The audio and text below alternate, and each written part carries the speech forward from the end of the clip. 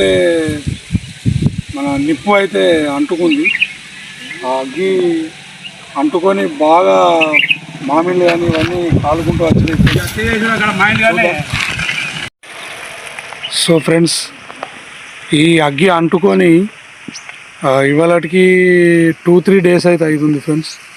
చూడొచ్చు, ఇంకా కూడా ఈ పెద్ద ముద్దులోంచి పొగలైతే వస్తున్నాయి. కనిపిస్తుందా ఫ్రెండ్స్? చూడండి, ఇప్పటి కూడా దగడు ఆ పొగనైతే మనకి వస్తుంది. ఎంత తీవ్రతతోని ఇదైతే కాలిపోయిందో. కొన్ని కిలోమీటర్ల దూరంలో ఇదైతే చూడండి, మొత్తం మామిళ్ళ దాకా పోయింది ఫ్రెండ్స్.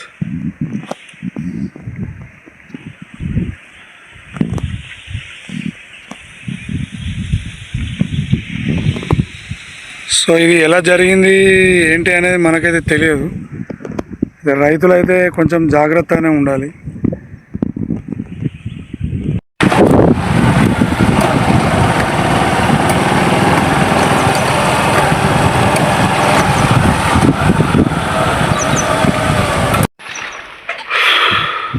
సో చూడండి ఫ్రెండ్స్, ఇక్కడైతే ఈ మామిడి చెట్టు కాయలు కూడా జూరిపోయినాయి ఫ్రెండ్స్. కాయలు కూడా మొత్తం మాడిపోయి జుర్రిపోయి పరిస్థితుల్లోనైతే మామిళ్ళు కనిపిస్తున్నాయి. అది ఎంత తీవ్రత, ఎండకి ఆ నిప్పు అనేది ఎంత ప్రాబ్లం చేసిందో చూడొచ్చు.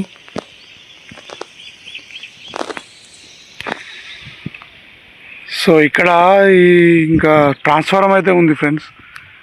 దీనికైతే ఏం కాలేదు.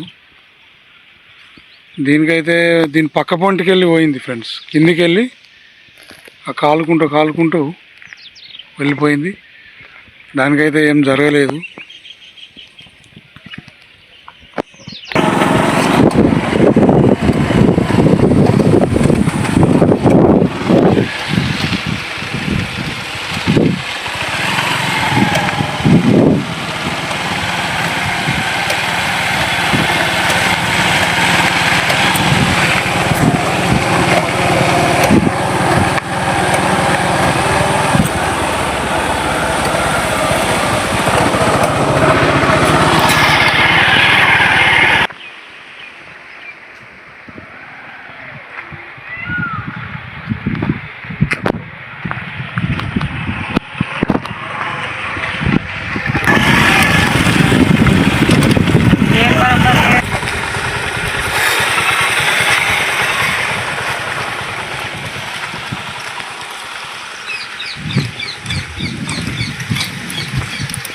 సో ఇక్కడ ఇప్ప సెట్ ఉంది. ఇప్ప సెట్ కూడా అంటుకుంది ఫ్రెండ్స్, చూడొచ్చు.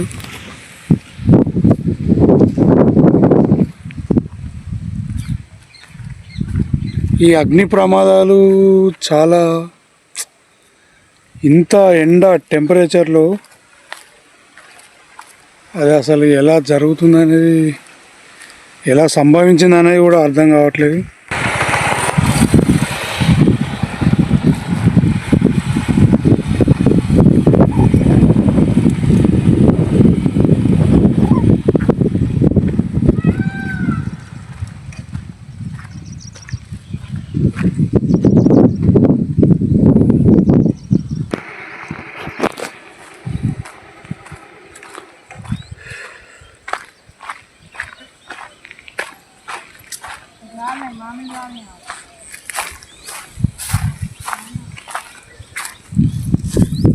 ఏడా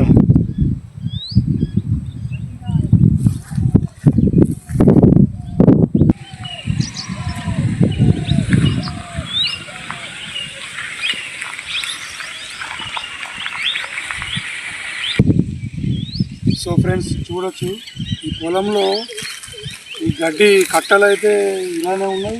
అవన్నీ కాలిపోయినాయి ఫ్రెండ్స్. ఓకే, ఇవన్నీ గడ్డి కట్టలు. జూమ్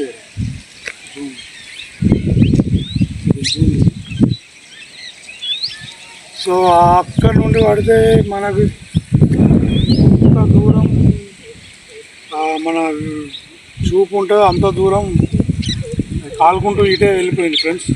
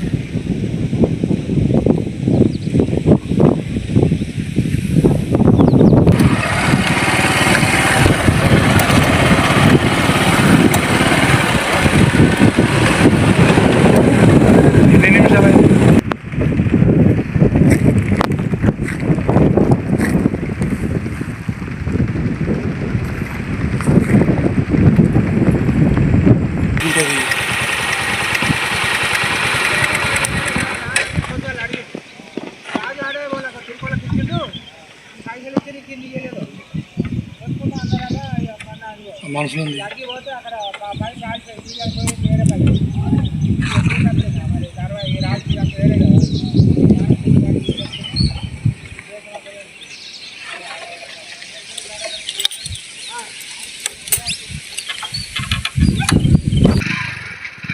మొత్తం గోత గోసైందా?